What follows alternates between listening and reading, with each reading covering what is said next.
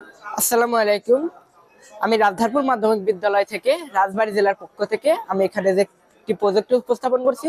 প্রজেক্টের নাম হচ্ছে হোম সিকিউরিটি, অর্থাৎ গৃহ নিরাপত্তা। আমি এখানে নিরাপত্তার সকল বিষয় আমি এখানে ব্যবহার করছি। বর্তমানে দেখা যাচ্ছে কি আধুনিক প্রযুক্তি ব্যবহার করে কিছু অসৎ মানুষ আমাদের বড় বড় লক কিংবা আমাদের সিকিউরিটি সমস্ত একদম রিফিউজ করে দিচ্ছে। মানে মিনিটের মাধ্যমেই তারা বড় বড় লক ভেঙে টেরে আমাদের ধন সম্পদের অনেক বড় ক্ষতি করছে এবং চোর ডাকাত। আর এই বিষয়ের জন্য আমরা একটি অদৃশ্য লক ব্যবহার করছি, যার ফলে সেগুলো তারা দেখতে পাবে না এবং রিভিউসও করতে পারবে না। ফলে আমাদের সিকিউরিটিটা অনেক হার্ড হয়ে যাবে।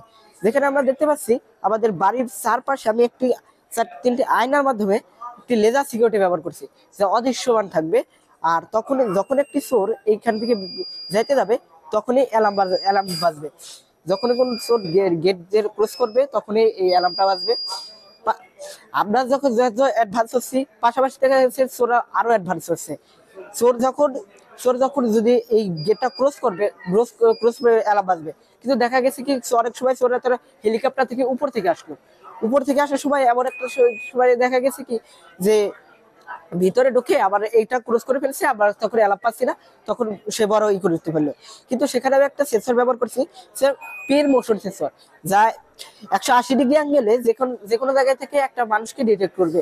যেখানে একটা মানুষ যদি এই পাশ দিয়ে এই গ্রাউন্ডে ঢুকে তখন একটা অ্যালার্ম বাজবে। অ্যালার্ম বাজার সাথে সাথে আমরা সেটা বুঝতে পারবো। এরপর পরবর্তীতে আছে যে ভূমিকম্প। বর্তমানে দেশে আমরা যেটা দেখছি আর্থিক ভূমিকম্প, যেটা 1 সেকেন্ড অ্যালার্ম, 1 সেকেন্ড ভূমিকম্প হলে অ্যালার্মটা 1 সেকেন্ডে বাজে। সে 1 সেকেন্ড অ্যালার্মের সাহায্যে আমরা অনেক বড় আমরা বুঝতে পারি না, আমরা জাগ্রত হতে পারি না, আমরা বুঝতে পারি না কোথা থেকে শব্দ হলো কি হলো। কিন্তু আমি যেখানে যেটা ইউজ করছি সেটা যদি ভূমিকম্প হয়, একবার ভূমিকম্প হলে সেটা অল টাইম চলা শুরু করে দিবে, অ্যালার্ম বাজবে যতক্ষণ না আমি অফ করব।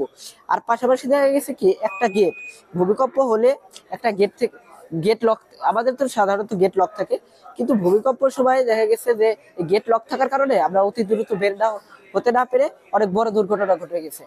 সেখানে আমরা একটা এইটা সিকিউরিটিটা ব্যবহার করছি, যেটা ভূমিকম্প হলে অটো অটো অটোমেটিক অটোমেটিক গেটটা খুলে গেছে, আর পাশাপাশি অ্যালার্মটা বাজা শুরু হয়ে গেছে। এখন যদি এই ভূমিকম্পটা থেমেও যায়, তাও আমি যতক্ষণটা অফ করছি ততক্ষণটা এটা চলছেই। এখানে আমি যদি সেটারে নিচ থেকে আমি একটা গেটটা লক করে দিলাম, তখন এই গেটটা লক হবে। আর এরপরে আমরা দেখতে পাচ্ছি যে আমাদের সর্বপ্রধান বিষয়টা হচ্ছে অগ্নিকাণ্ড। বর্তমান দেশে সর্বোচ্চ বড় বিষয় দুর্যোগের বিষয়টা হচ্ছে অগ্নিকাণ্ড। এই অগ্নিকাণ্ড যে আমরা দেখতে পাচ্ছি 2008 সালে 9,000 অগ্নিকাণ্ড সংঘটিত হয়েছে। এর পরবর্তী 10 বছর পরে দেখা গেছে ডাবল 2018 সালে প্রায় 18,000। আবার তারপরে 2022 সালে দেখছি 24,000। মানে প্রতিনিয়ত আমাদের দেশে যেরকম কলকারখানা, বিভিন্ন অফিস আদালত বৃদ্ধি হচ্ছে, সাথে সাথে অগ্নিকাণ্ড বৃদ্ধি হচ্ছে। কেননা আমরা যদি অফিসে কোনো জায়গায় থাকি, তখন আবার বাসায় যদি আগুন লাগে, সেখানে আমি থাকতে উপস্থিত না থাকায়, সেখানে আমরা বুঝতে না পারায় সেখানে অগ্নিকাণ্ডটা বেড়ে গেছে। আবার কারখানায় যখন আমরা রাত্রে চলে আসি, তখন দেখা গেছে অগ্নিকাণ্ডটা হওয়ার জন্য আরো হচ্ছে। তো আমি যে সেন্সরটা ব্যবহার করছি সেটা হচ্ছে আইআর সেন্সর, যেটা অগ্নিকাণ্ডকে ডিটেক্ট করবে। সরাসরি যখনই অগ্নিকাণ্ড সংঘটিত হবে, তখনই এই অগ্নিকাণ্ডটি শনাক্ত করে অ্যালার্ম বাজা শুরু করে দেবে। আর এই অ্যালার্ম বাজার সঙ্গে সঙ্গে যে অগ্নিকাণ্ডকে থামানোর জন্য এই মোটর দ্বারা পানি পড়বে। যতক্ষণ না অগ্নিকাণ্ড একদম নিভে যাবে, ততক্ষণ এই মোটর দ্বারা পানি পড়বেই। আর এই পানি পড়াতে অগ্নিকাণ্ড নিভে যাবে। আর যদিও এটা বড় যদি হয়ে যায়, আমাদের অবশ্যই এটা জানা দরকার অগ্নিকাণ্ড সংঘটিত হলে। এখানে আমাকে কল, এর মাধ্যমে অগ্নিকাণ্ড সংঘটিত হলে একটি কল চলে যাবে।